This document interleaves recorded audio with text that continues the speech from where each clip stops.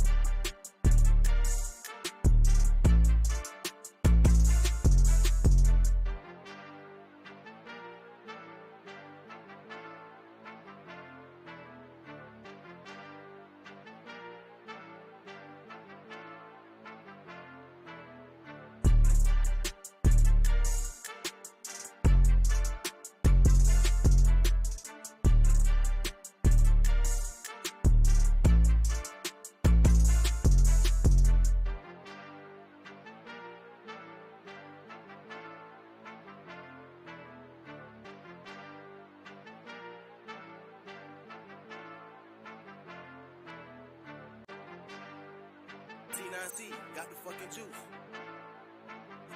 Silver's the new gold.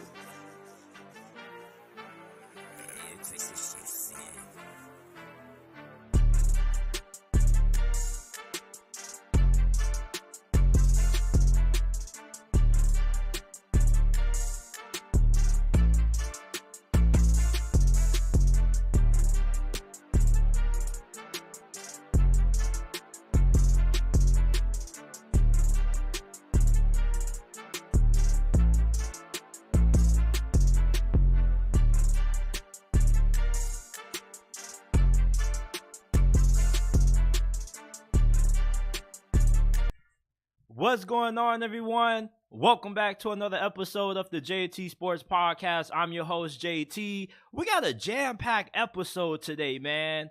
We're going to be previewing a couple of big marquee Week 5 matchups in college football. USC-Colorado, Florida, Kentucky, South Carolina, Tennessee, Duke, Notre Dame. Before we get into those previews, though, there's a couple of NFL topics I want to knock out. Should the Commanders bench Sam Howell after his 4-interception performance against the Bills? We have 3 unbeaten teams right now. The Dolphins, the Eagles, and the 49ers. Who's the best unbeaten team in the NFL? Joe Namath called out Robert Saleh and Zach Wilson. There is a lot of things that he's tired of, Zach Wilson being one of them.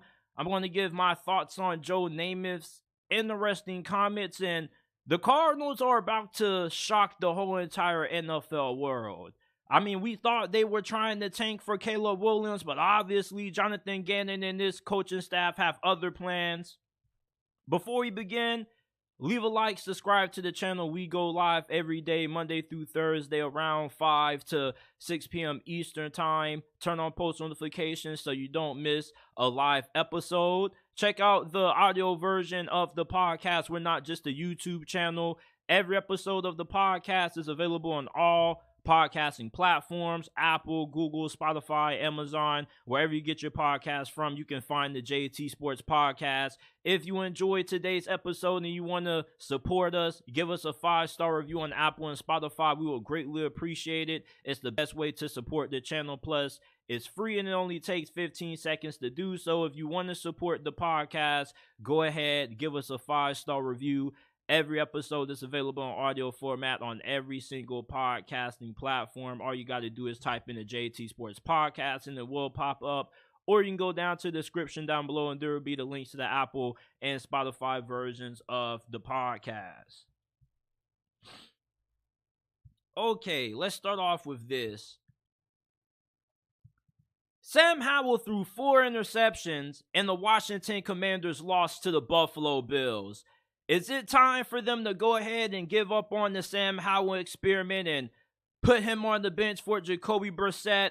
Now, they're 2-1 right now, okay? So it's not like Sam Howell has played completely awful in every single game that the Commanders have played up to this point. That probably was his worst performance this past week against the Buffalo Bills. He looked pretty good against Arizona. His best performance of the year came against the Denver Broncos, but the Dolphins just put a 70 burger on them, so I don't really know how much context we can put into that performance. But you know, I definitely think that Sam Howell has played pretty solid up to this point.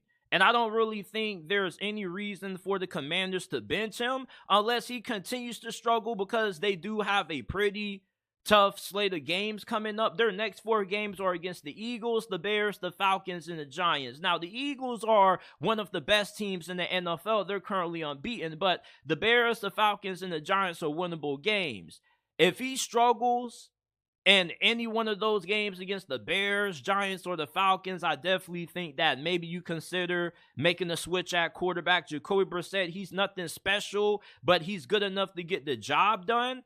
But for Sam Howell, you got to remember that he's still a pretty young quarterback. This is pretty much still his rookie year. He still doesn't have a lot of experience. He's only played in less than, 5 or 6 games. There, of course, is going to be some growing pains. He still is getting acclimated to a new offense. The interceptions that he threw against the Buffalo Bills are interceptions that he can definitely learn from. He was trying to force balls into tight windows. He was making terrible decisions with the football. Mistakes that made you go, what the hell, Sam Howell? What the fuck were you looking at? What were you doing throwing that pass? So for Sam Howell being a young quarterback, there's going to be some games that he's going to put up that are going to be stinkers.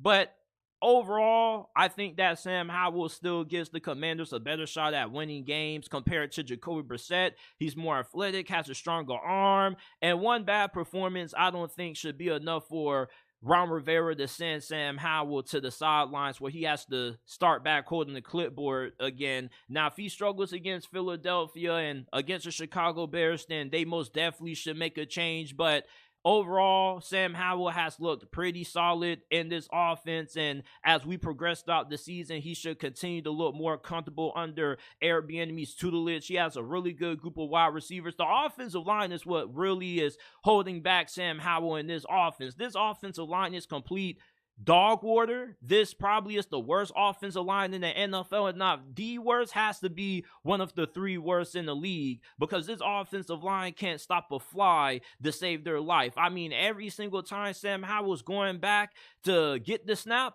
he's getting a dude laying down on him. And you can't be an effective quarterback if you don't have a lot of time to throw the football. The Washington Commanders need to get that offensive line cleaned up, because against the Philadelphia Eagles this week, they probably could be in for a very long game. And Sam Howell could once again struggle if this offensive line doesn't look serviceable against Philadelphia.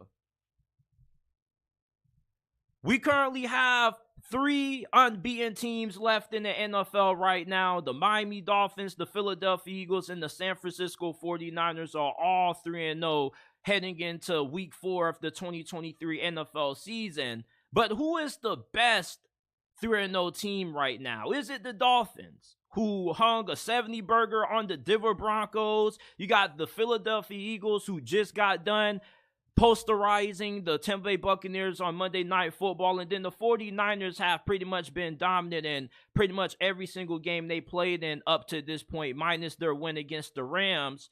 Right now, though, I do think that the Miami Dolphins, to me, look like the best team in the NFL. They got a really good defense with Vic Fangio being their defensive coordinator, and this offense is the most explosive unit in the whole entire NFL. And the crazy thing is that they dropped 70 on those bums, the Denver Broncos, without Jalen Waddle. Imagine if Jalen Waddle would have played in that game. They probably could have gotten to maybe 80, 90, maybe 100 points. That's how bad Denver's defense looked against Miami's offense, and that's how fantastic this Dolphins offense looked against that Broncos defense. There is nothing that Miami could have done wrong in that game. It seemed like every single play that they called resulted in a big play, either a big run or a big pass. There just was nothing that the Denver Broncos could do defensively against Miami's offense. And when Miami's offense is humming, this is the best offense in the whole entire NFL. They got a lot of speed. Tua Tagovailoa is really accurate. This is a great offense that perfectly fits his skill set. And this defense did give up 30 points, 34 points to be exact against the LA Chargers, but this is a defense that's capable of being able to get big stops when it matters the most. Bradley Chubb, Jalen Phillips.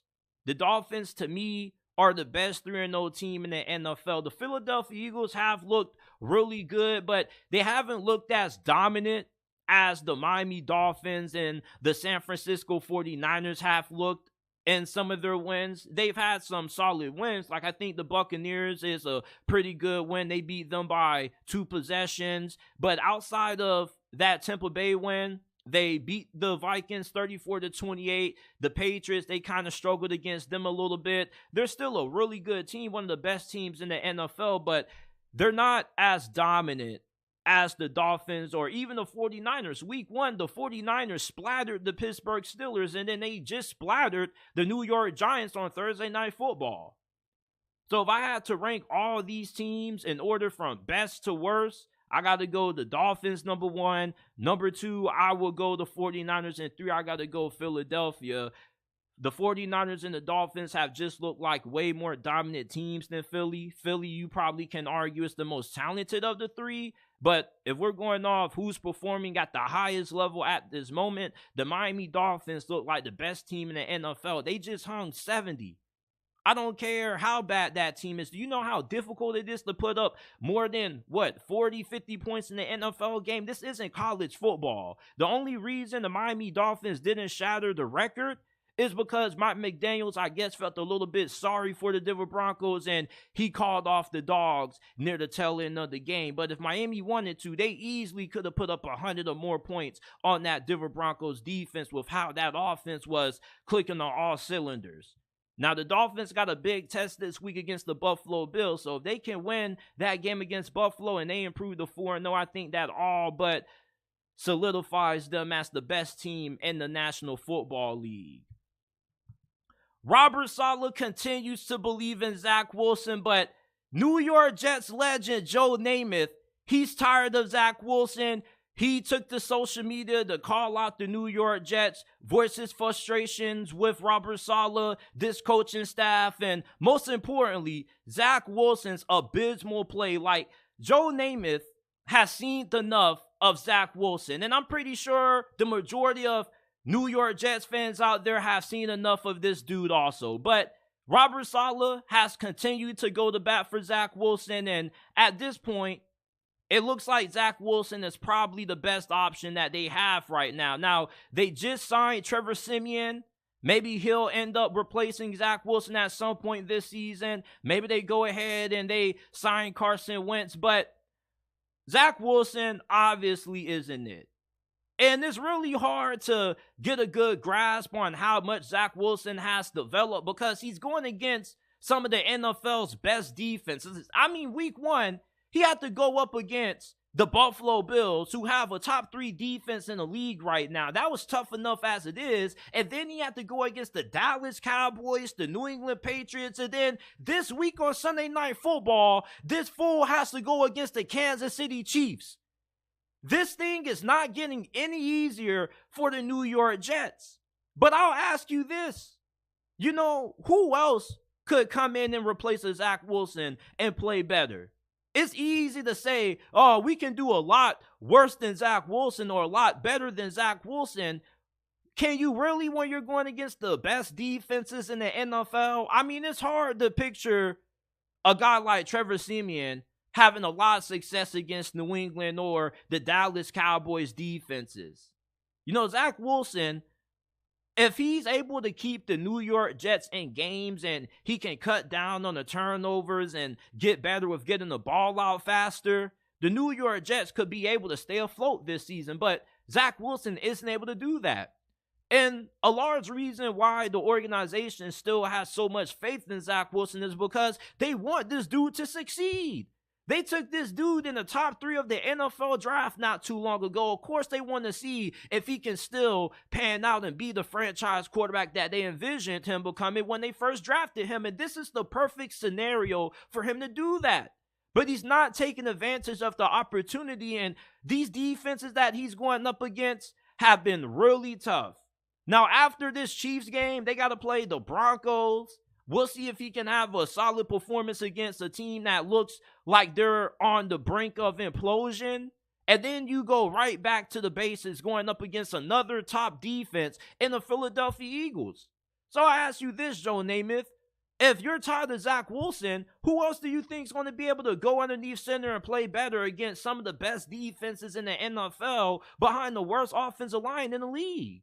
There's only so much that a guy can do. Now, I'm not saying that Zach Wilson shouldn't be replaced. All I'm saying is that on the outside looking in, it looks like the New York Jets can do better at quarterback than Zach Wilson, but there's not a single guy on the free agency market right now or on the New York Giants' current depth chart that you can really look at with confidence and say, oh yeah, like I trust that guy to be able to lead the Jets to a win over the Kansas City Chiefs or the Philadelphia Eagles.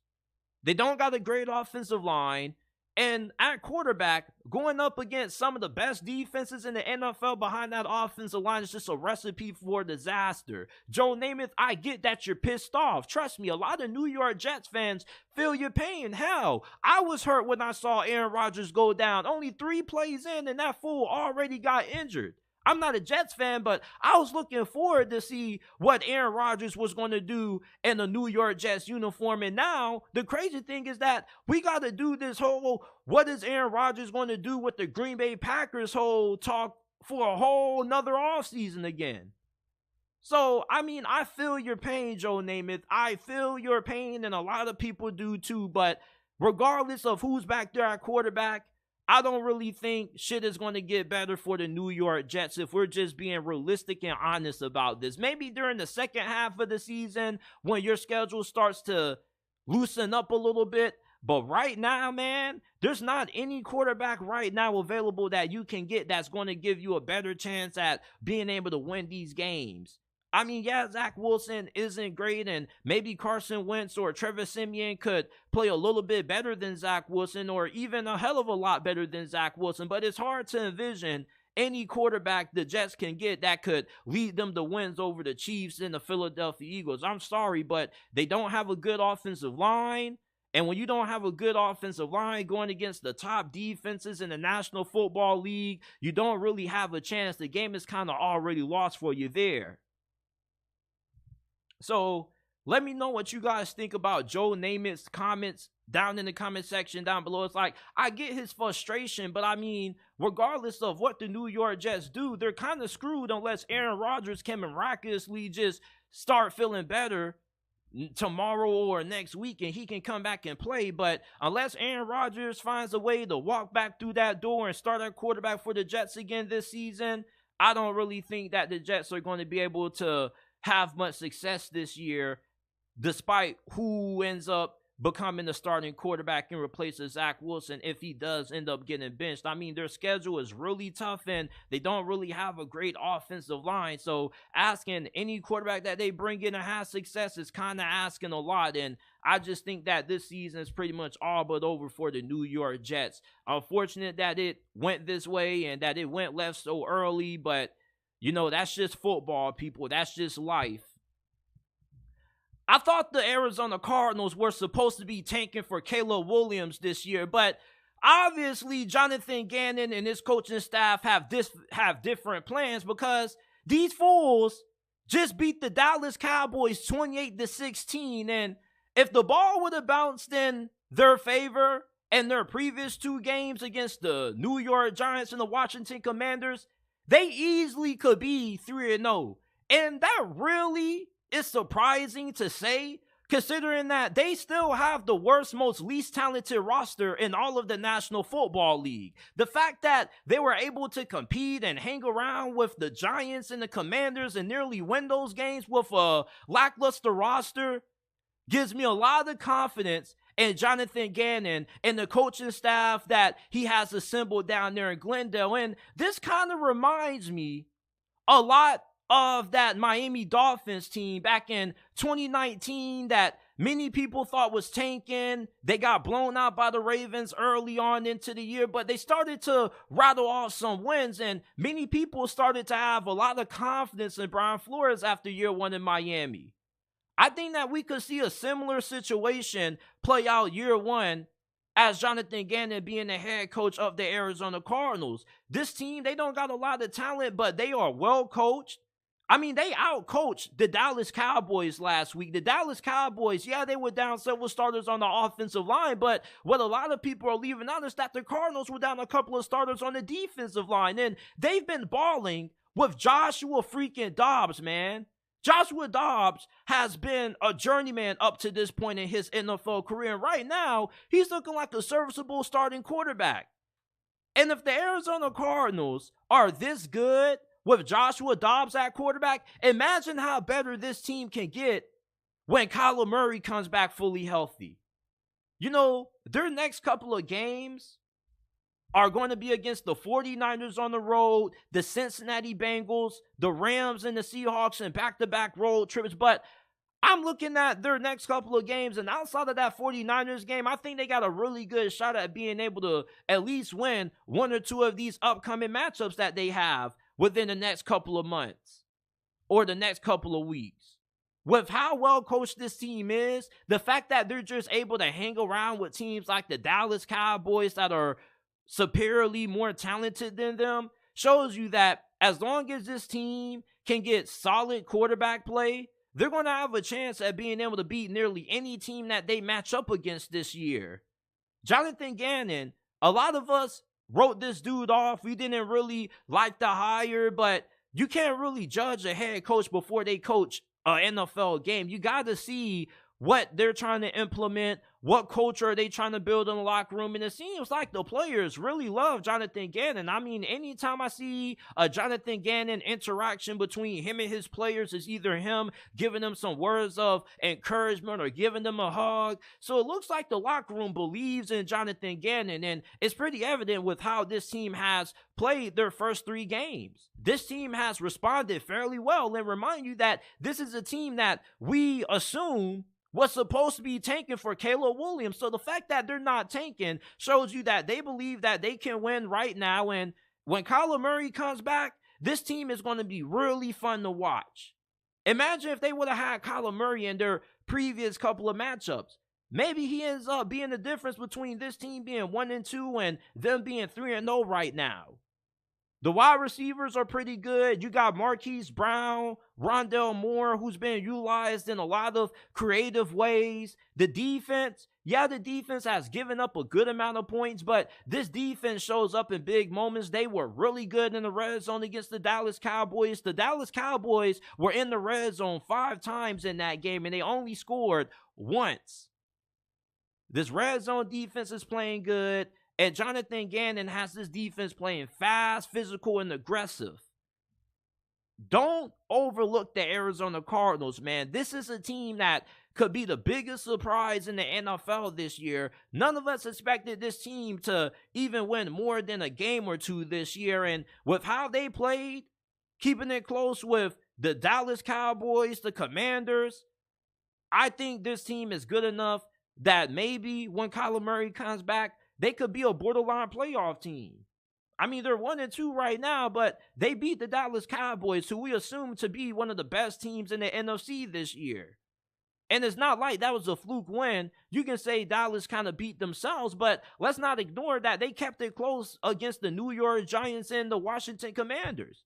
So this is a team that has the ability to keep games close, and they got the ability to win these one-possession games when Kyler Murray comes back. When Kyler Murray comes back, if you put Arizona in a situation where Kyler Murray needs to put them in a position to win the game, he can do it. Kyler Murray is not a terrible quarterback. This dude was a top 10 quarterback prior to last season. Last season was the worst season of his whole entire NFL career. You got a new coaching staff that looks like they know what they're doing. You got Josh Dobbs balling, and if Josh Dobbs is balling, I imagine that Kyler Murray should be able to have an even better performance at quarterback in this offense with how good he is and the talent that he has. Yeah, he is coming off a devastating ACL injury, but with all of the new technology and medical research that we have at our disposal now, I think that Kyler Murray should at least be 90% of the player that he was pre-injury that he is post-injury.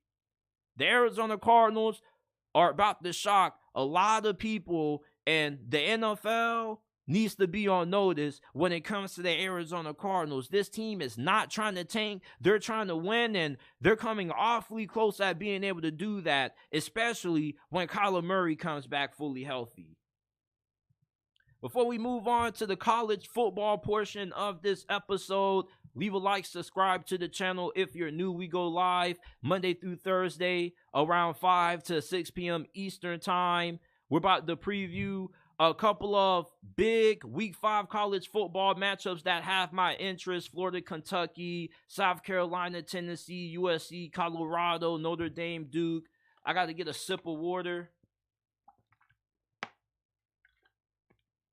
Listen to the JT Sports Podcast. We are not just a YouTube channel.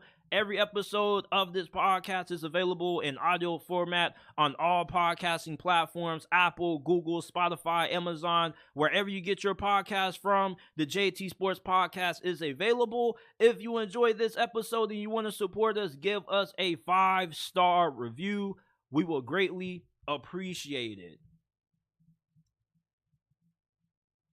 Kentucky versus Florida, big time SEC matchup. The winner improves to 2-0 in conference play, and this game is going to have a big part in shaping the SEC East division.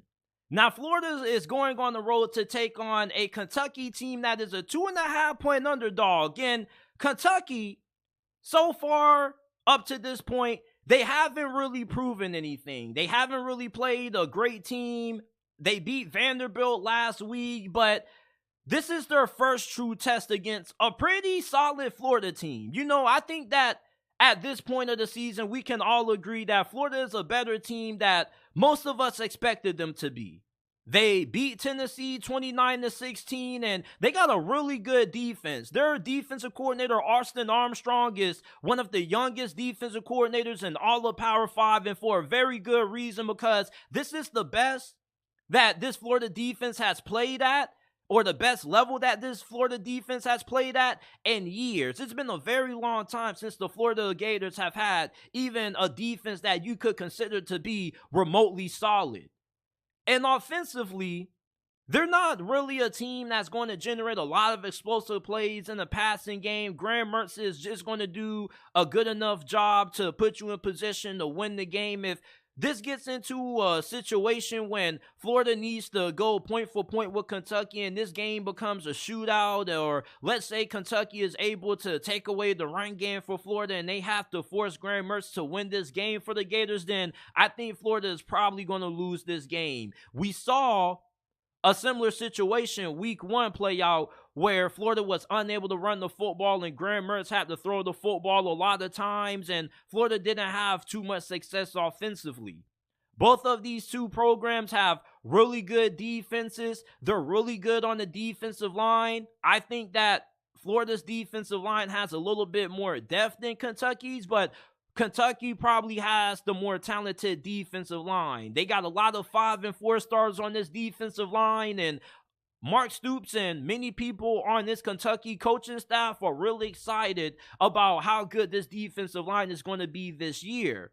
Now, for Florida defensively, I wonder how that secondary is going to do against Kentucky's wide receivers. Kentucky has a really good group of wide receivers. They got 2 really good sophomore wideouts and Dane Key and Barry Brown, who I'm really excited to watch in this game. And Devin Leary is going to be the key to determining if Kentucky is going to be able to beat Florida by more than one possession. You see, this is a game that I wouldn't be surprised if Kentucky won convincingly. It really just depends on if Devin Leary ends up being able to play at a high level, because up to this point, he kind of has struggled. You know, against Vanderbilt, he only completed 51% of his passes. He threw 2 interceptions and only 1 touchdown. And this is a really stingy Florida defense. Now, their secondary, although it does have a pretty good amount of talent, they've been prone to giving up a good amount of big plays. They gave us some big plays against Tennessee in the passing game. They also gave up some big throws against Utah week 1. So if Devin Leary can have a good performance, then Kentucky has a pretty good chance at being able to have a good day offensively. And Florida isn't the kind of offense that's going to be able to keep up with you if you're just having a great day. Let's say Kentucky gets the 30 points in this game. I think that is pretty much wraps for Florida. Florida isn't the kind of offense that's built to go back and forth with you in high-scoring affairs. Now, if their run game gets going, then they can keep up with you that way. But if you're Kentucky and you force Graham Mertz to have to beat you with his arm, you definitely like your chances. Now, Florida, the way that you want this game to go is that you want to keep this game as low scoring as possible, similar to Tennessee. And you definitely have a lot of confidence in Florida's ability to do that because you held Tennessee's offense to 16 damn points. Okay, I don't give a damn if it was at home, on the road, wherever it is. Tennessee has one of the most explosive offenses in all of college football. If you're a Kentucky fan, you got to give Florida props for that. And I do think that Florida's defense should have a good performance in this game. I said that this game has the potential to kind of be a little bit of a one-sided affair if Devin Leary and this Kentucky offense can get rolling. But the thing is, I don't really know if this is the game where Devin Leary really finds a rhythm. This is a really good defense. They got a really good pass rush, and Kentucky's offensive line, I don't know just how improved is it this year compared to how it was last year. Last year, their offensive line was dog shit. And normally, Kentucky has a really good offensive line. So the performance that they got out of their offensive line last year was kind of uncharacteristic from a Bob Stoops coach team. This year, this offensive line hasn't really given up too many sacks, but they haven't gone up against a defensive line as talented as what Florida's is. As a matter of fact, this is the best team that Kentucky has played up to this point. Florida has already been battle-tested. They beat Tennessee. They were in a little bit of a grinder with Utah. Even though they lost that game, you know, it wasn't a one-sided affair. It was a game that was pretty close. Florida did have a shot at being able to win it at a point. It's just that their offense wasn't able to execute against what looks to be one of the best defenses in college football that Utah has. Kentucky's defense, is it as good as Utah's? I don't think that it is, but I do think that this is one of the better defenses in the SEC. So I'm expecting this game to be a low-scoring affair, and it's probably going to be decided by which team's quarterback makes less mistakes, and that probably is going to be Graham Mertz. Graham Mertz, up to this point, has done a really good job at doing what Billy Napier and his coaching staff have asked of him, and that's being a good game manager. He hasn't had any Heisman moments or superstar-level performances, but I think that he's been pretty solid in any single game that Florida has played in up to this point this year. For Kentucky, Devin Leary, I'm a little bit disappointed. I thought that Devin Leary was going to be a slight upgrade over Will Levis. The thing with Will Levis is that he was too reckless, especially late in games, and Devin Leary haven't really seen the improvement. Plus, they brought back Leon Cohen, that's their offensive coordinator, and you thought him coming back would kind of have this offense looking a little bit better, but the passing game still hasn't really gotten in rhythm. The run game, you know, is going to be there, but Florida is really good at stopping the run. So something's going to have to give. If I have to give you a prediction, I like Florida with the upset, believe it or not. A couple of months ago, if you would have asked me who I would have picked to win this game, I would have told you Kentucky. But after how this season has played out so far, I don't think Kentucky has played like the team I thought they would be this year. I thought Devin Leary would be the best quarterback in the SEC. He hasn't looked like that. He hasn't even looked like the quarterback that we saw when he was playing for NC State. And I think that Florida's defense probably could give Kentucky's offense a little bit of a tough time, even though Kentucky does have the personnel to do some damage against that Florida secondary. And Devin Leary, I don't trust him to be able to take care of the football. He may be a better quarterback on paper than Graham Mertz. If you want to say Kentucky has the quarterback advantage in this game, I would agree with you. But Graham Mertz, even though he may not be as talented or proven as Devin Leary, at least he's shown that he's capable of being able to get the job done as long as the run game is there for Florida, and you can trust him to take care of the football. So I like Florida to win this game. Kentucky's a 2.5-point favorite. Kind of surprises me, but I just think Florida right now, they've looked like the better football team up to this point this year than what Kentucky has. And it's scary because Kentucky hasn't really played anybody this good up to this point. Shout out to Regime, that dude, the second with the $5 donation. We greatly appreciate it. We don't see if you left a message or anything, but we appreciate the $5 donation, my guy. So, oh my goodness. Last week, Colorado got throttled by Oregon, and this week, they once again are a 21.5-point underdog, this week being against Caleb Williams and USC. Are Colorado and Coach Prime going to have a better performance in this game than what they did last week against Oregon? Because it wasn't even close. The game was over before we even got to halftime. Now, Deion Sanders, okay, he needs to make some significant changes on the offensive line. Colorado is not going to have a chance in this game if they can't give Shedeur Sanders better protection. The offensive line doesn't need to be world class. You're just asking for Shedeur Sanders to have more than just 0.3 seconds to throw the damn football. It's like every time he got the damn football, he was getting sacked or he was running for his life.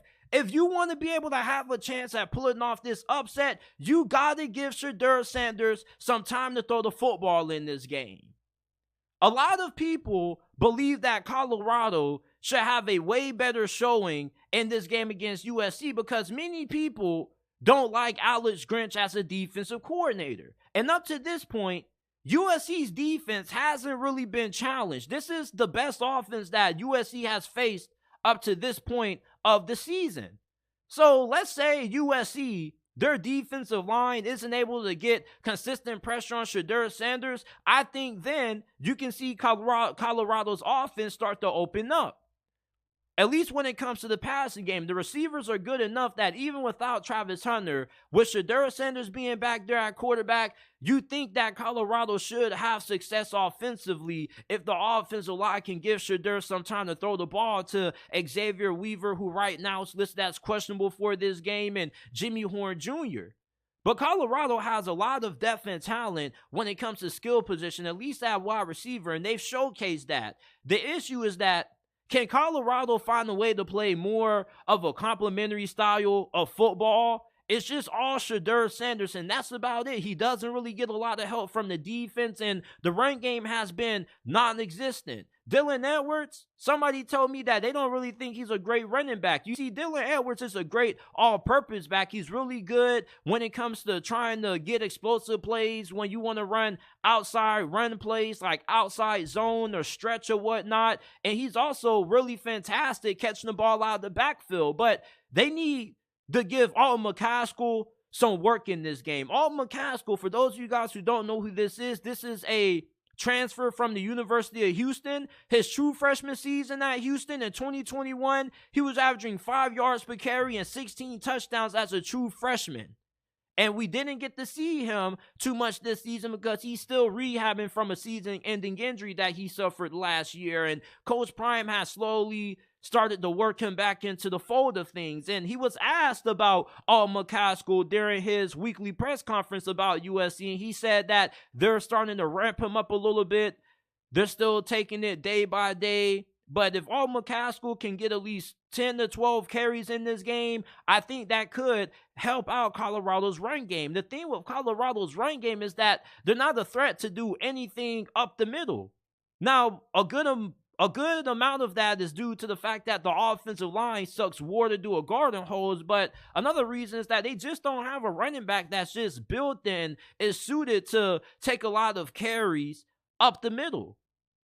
So with Art McCaskill, if he is more healthy and he's good enough to get a good workload in this game, he could bring a different element to the Colorado run game that we've yet to see this season, which is physicality. We've yet to see one physical run out of Colorado football this year. And if they're going to be able to beat UFC, you're going to need to be able to play some complementary football. Now, I'm not saying that you need to be able to run for 100 plus or 200 against USC's defense. That's not Colorado's game. Colorado's game is spreading the ball out and throwing it at will with Shedeur Sanders, and there's nothing wrong with that. It's just that you would like to be a little bit balanced at times. You know, when everybody knows you're going to throw it, that doesn't help your offensive line. So you need to be able to catch the defense off guard at times by being able to run the football. You don't need to be a run-heavy team. You don't even need to be a great rushing team. You just need to be way more effective at running the football so the defense can at least have to think about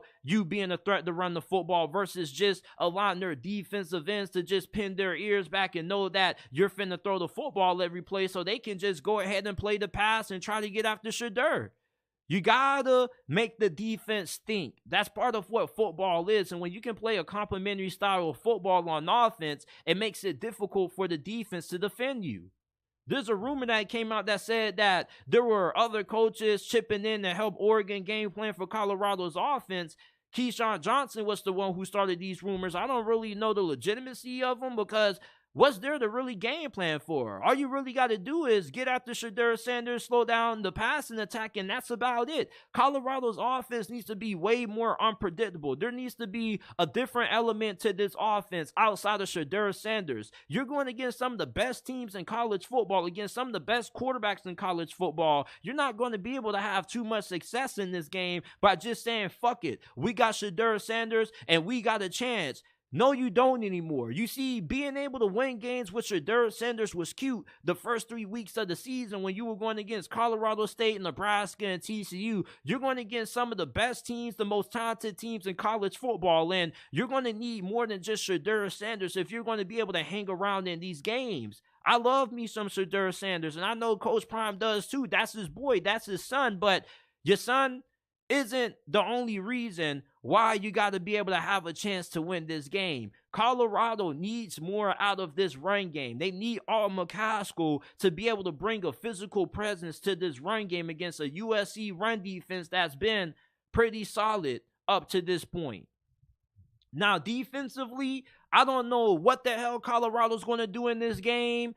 This is definitely a game that Travis Hunter is going to be missed. We saw him being missed on defense last week against Oregon, and this week he's going to be missed again because they're going against Caleb Williams. And Coach Prime already gave Caleb Williams his props. We know that this dude is him. He's most likely going to win the Heisman Trophy for the second consecutive year in a row. There's nothing that Caleb Williams can't do, and there's not really too many things you can do to stop this man. I mean, against San Jose State, this fool dropped the snap and still threw a 72-yard touchdown anyway. So if that doesn't tell you how good this fool is, then I don't know what will.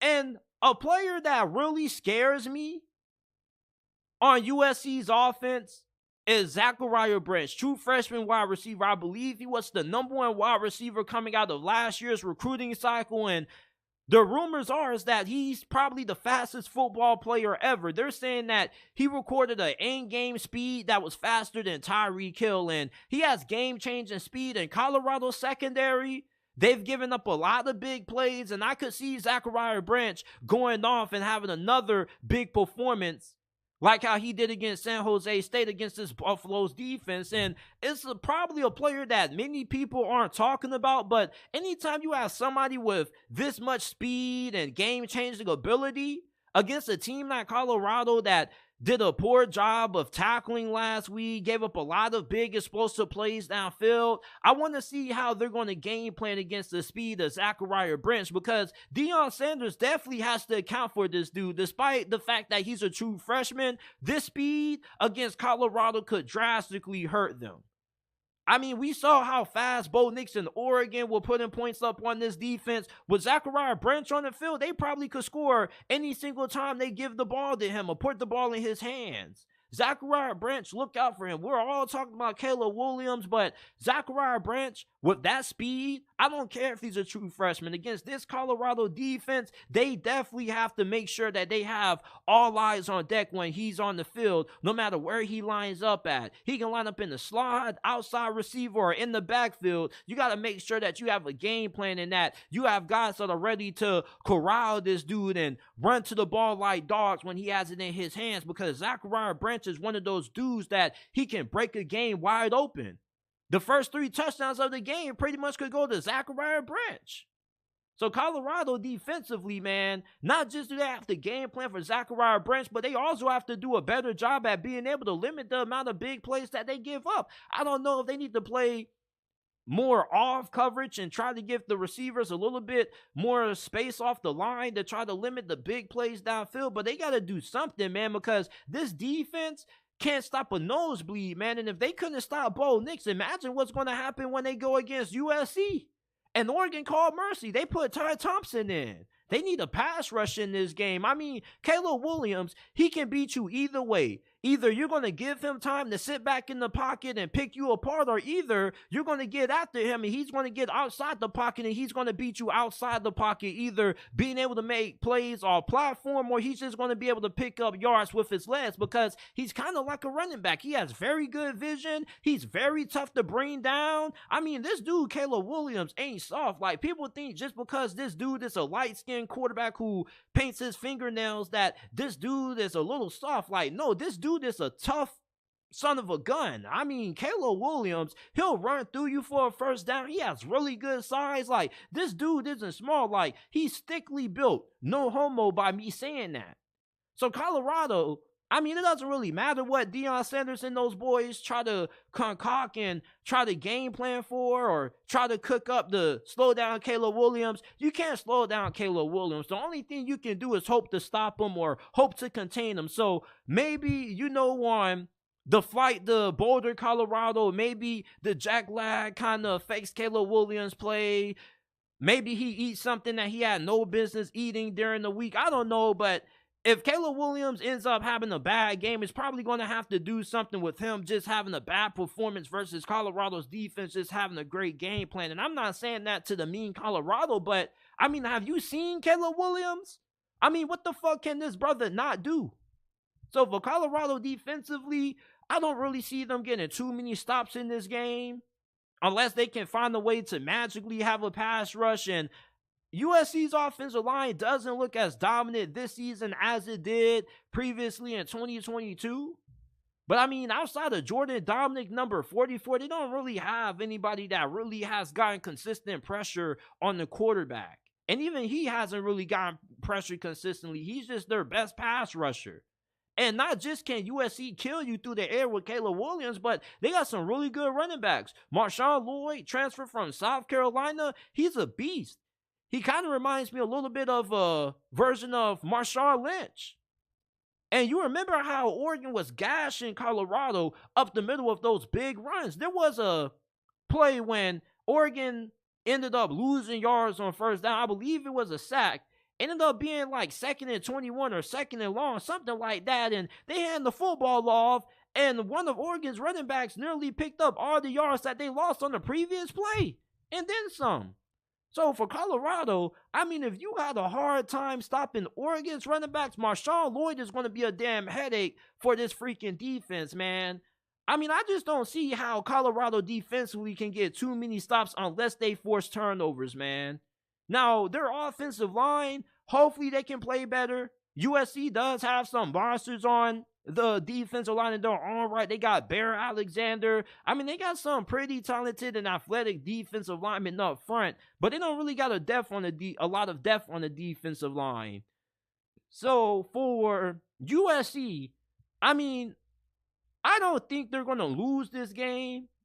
I don't know if Colorado can keep it close. Can Colorado cover the minus 21.5? I believe they can, but I believe they could have covered it against Oregon last week. Now, albeit Colorado gave Oregon some extra added motivation Because, I mean, I saw a video earlier that Oregon's social media team posted on their Twitter page. And, man, Colorado had the audacity to go in the middle of Oregon's field and just, like, stomp their feet, rub their feet on the logo. Like, bro, what the hell is wrong with y'all, man? Why are y'all poking the bear? I mean, y'all done won a couple of games, but y'all shouldn't be trying to provoke other teams by disrespecting them in the middle of their field, man. I mean, just go out there and play ball. You already know that you got a target on your back, and you want to give these teams added motivation to beat you and blow you out and embarrass you? Come on, Colorado, man. Like, we need to chill out with the pregame antics and just be locked in on the game. And after the beatdown that Oregon gave to you last week, you most definitely should be super locked in with a point to prove in this game. And I definitely think that Deion is going to have a way better message in this game. Because, I mean, Colorado, yes, they did get obliterated by Oregon, and Oregon looked like the more superiorly, more talented team. But Colorado had a lot of penalties in that game. And anytime they were able to get a little bit of momentum on offense, it got lost because they would turn around and have a holding penalty or a false start penalty. So Colorado needs to get back to playing disciplined football, trying to force turnovers, limiting the amount of penalties they have, and not beating themselves. And they are playing at home. You know it's going to be loud. You know it's going to be sold out. So you are going to have the home field advantage in your favor. We see how much that helps you in this game, but I'm rooting for Coach Prime in Colorado to be able to win this game and to be able to give USC a more competitive game than what they gave Oregon. But, defensively, I just don't trust this defense, and I'm not super confident. So hopefully Colorado can avoid getting blown out this week like how they did last week. I believe there's a good chance they could be more competitive in this game because they are playing at home. They're going to be more motivated coming off an ugly loss, but even then, even if Colorado can put up points on USC's defense, which I believe they can, let's say Colorado puts up 35 points in this game. You're saying, okay, Colorado has 35, but how many points does USC have?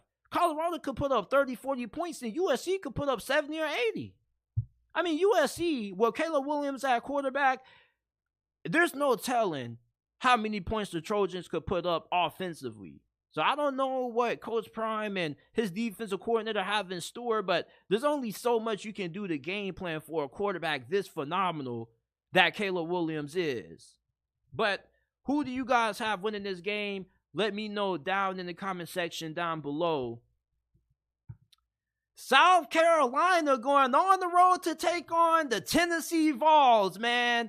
Last year when these two teams faced off, the Beamer boys, they broke Tennessee, man. Let's just call it what it was. I mean, you had Hendon Hooker. Let's just rewind the clock back to last year. For those of you guys that don't know what South Carolina did to Tennessee the night that they destroyed the Vols and broke their souls, let me give you a quick synopsis of what happened. So Tennessee was going into that game, unbeaten, with a great chance of having Hendon Hooker, their starting quarterback at the time, being able to win the Heisman Trophy and potentially leading them to the college football playoffs despite their loss to Georgia.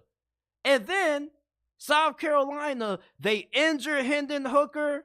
They keep him from being a top 10 pick in the NFL draft, and they keep him from being a Heisman finalist.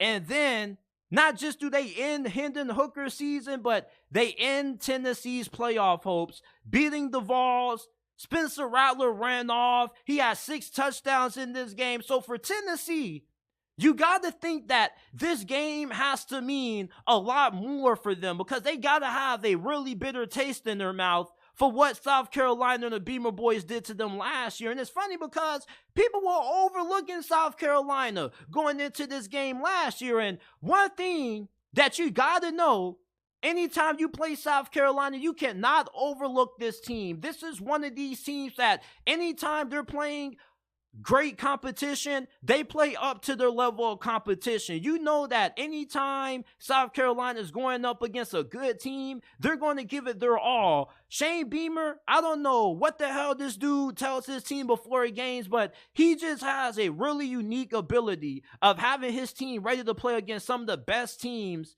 in the SEC. And you look at Tennessee, you know, they beat UTSA last week, but they lost to Florida not too long ago when they got held to 16 points.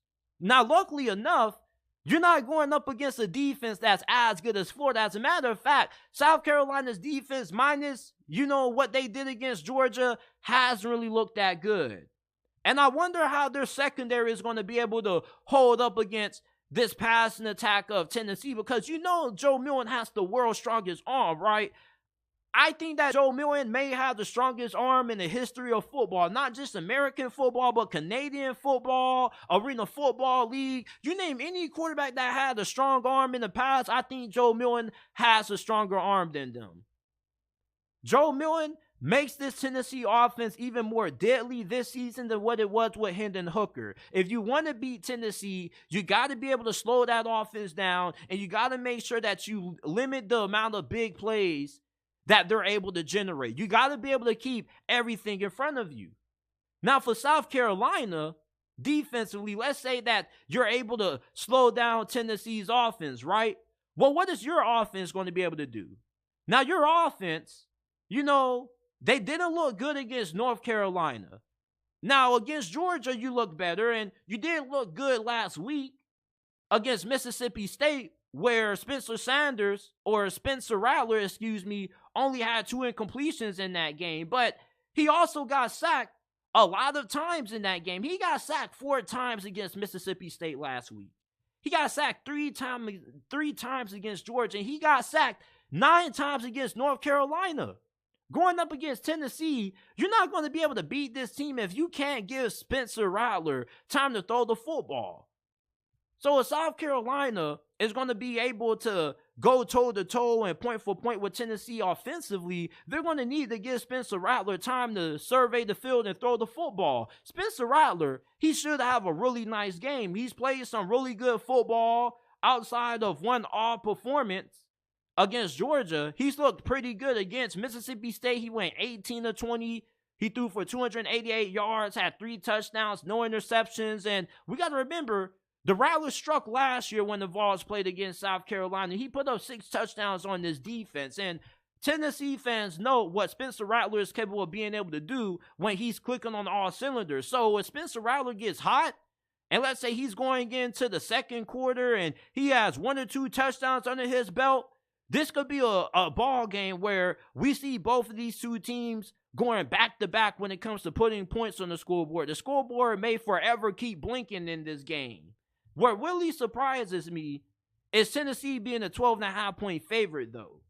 You know, like, I don't think Tennessee is as dominant as a team this year like they were last year in 2022.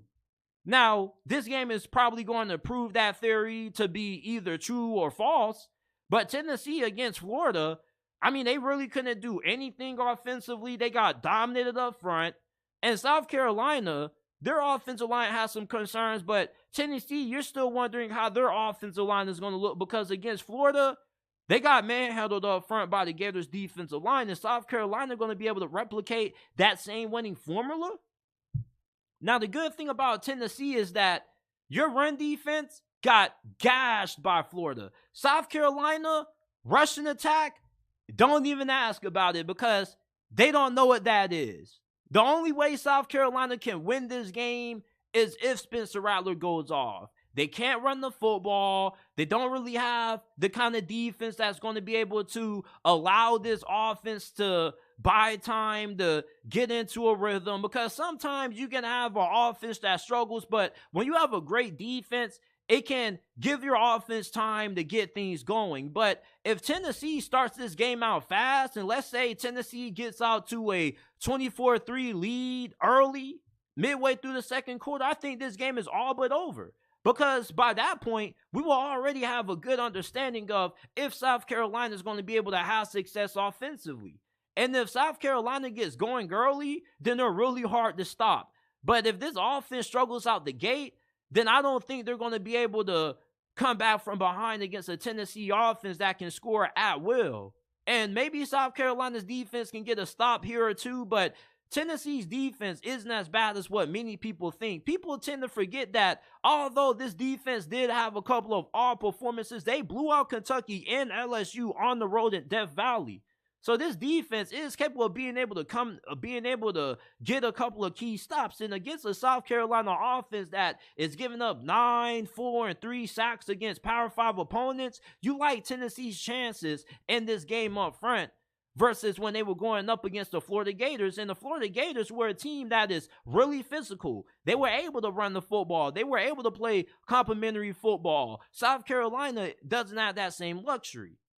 Now, Spencer Sanders, or I don't know why I keep calling this man Spencer Sanders. If Spencer Rattler can have another great game like how he did last week against Mississippi State, South Carolina has a good chance of being able to win. But Tennessee, I think they most likely should win this game.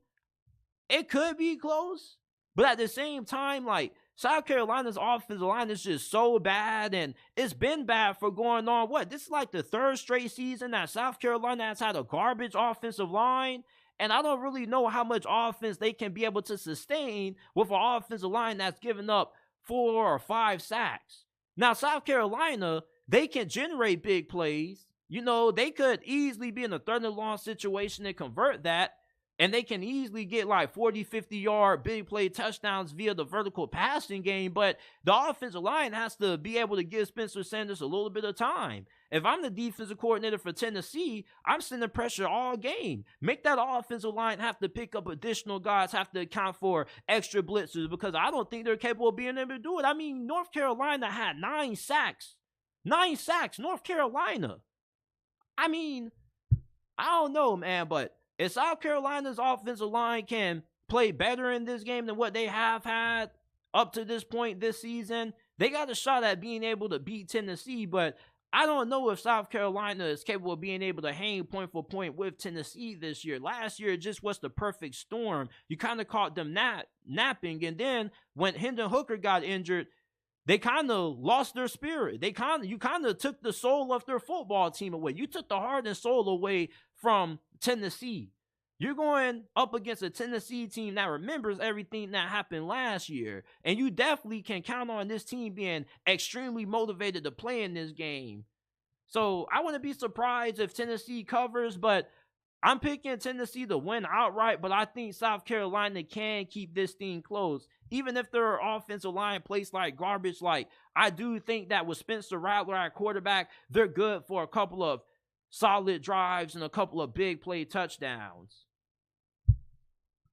Notre Dame suffered a gut-wrenching loss to Ohio State when Ohio State went down and they got the game-winning score and they won 17-14. Well, the Fighting Irish bounced back this week going on the road to take on Duke. Duke, this isn't a basketball game, people. This is a football game. Duke actually has a really good football team this year.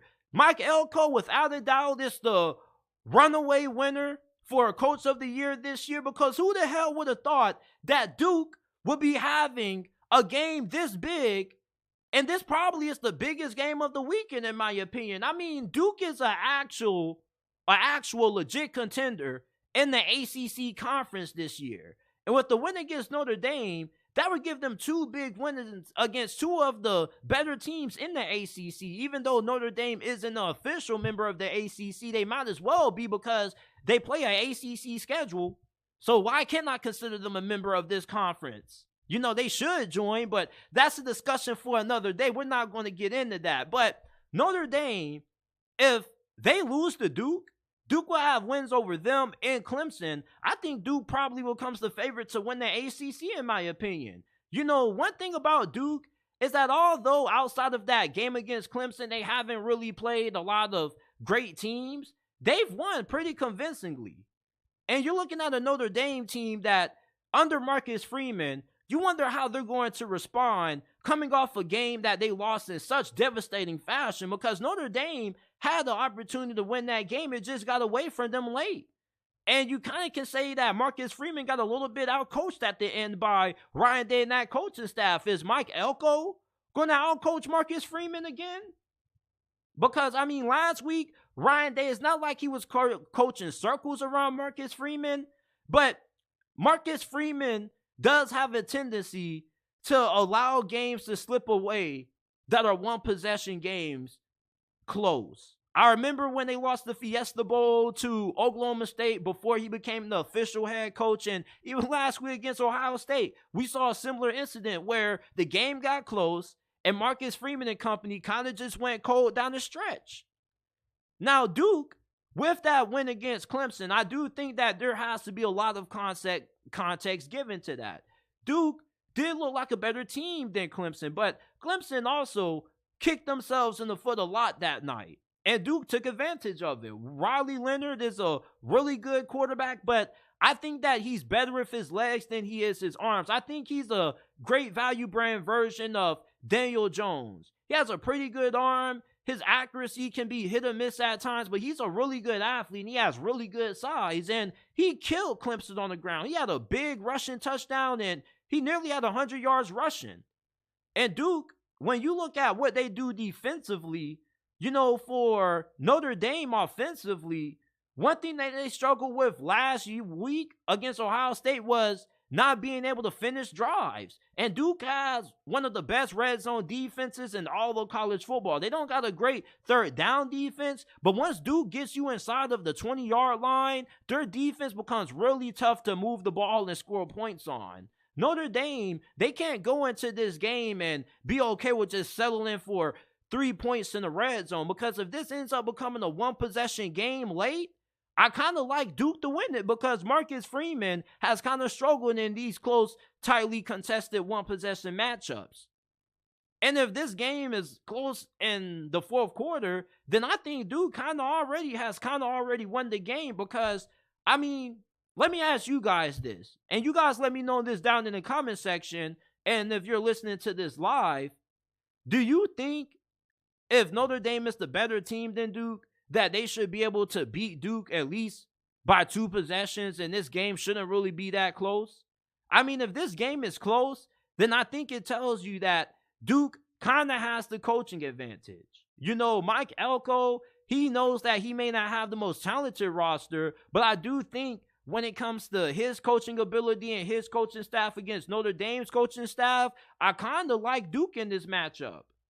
And as long as Duke can keep this game within 1 possession and they can keep themselves from getting down 2 possessions at any point in this game, I think they got a very good shot at winning it, especially if they can keep it close and they're only down 7 points or 3 points late in the fourth quarter. I don't think Notre Dame is a team that is great in the fourth quarter of games under Marcus Freeman. I think that Marcus Freeman is still learning what it takes to be able to close out games and close out good teams. Duke is a really good team.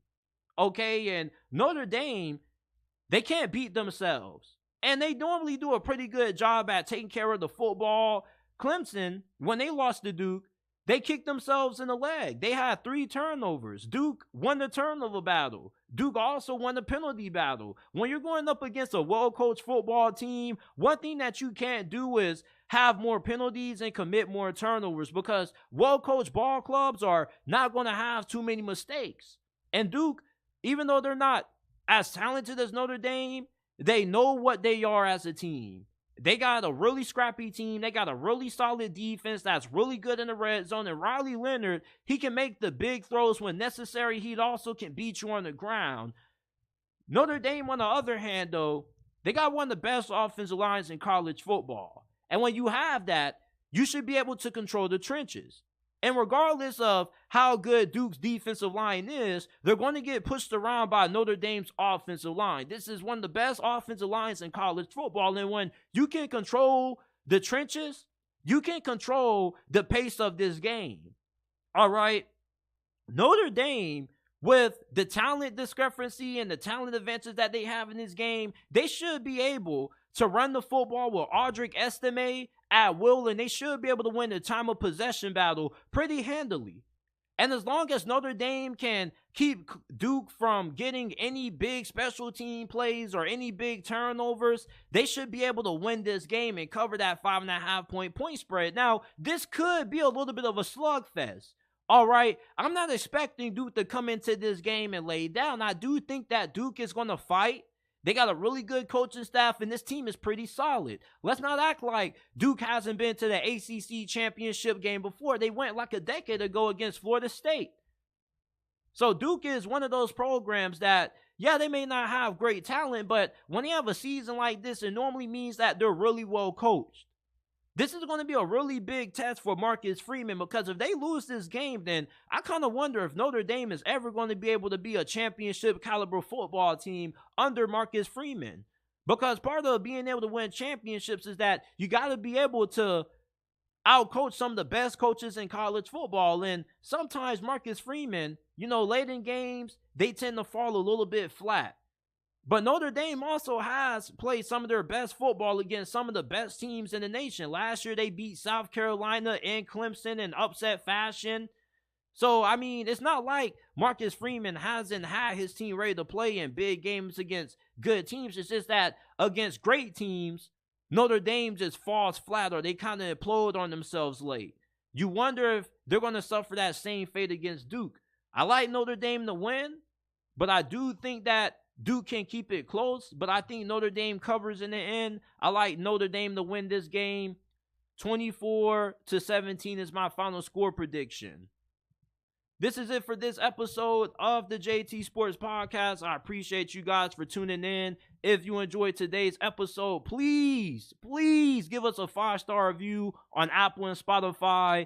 That's the only thing I really ask, man. I really want to get to 100 5-star reviews on Apple and Spotify. You guys don't know how much that helps the podcast and the channel. It helps us get more sponsorships, helps us get, a better chance at having our podcast reach a broader audience. So go ahead, if you haven't already, give the JT Sports Podcast a 5-star review. All you got to do is go to Apple and Spotify, type in the JT Sports Podcast, and give us a 5-star review that way. Or if you don't feel like typing it in on your keyboard, go to the description down below. There will be the links to the Apple and Spotify versions of the podcast. I appreciate you guys for tuning in to this episode.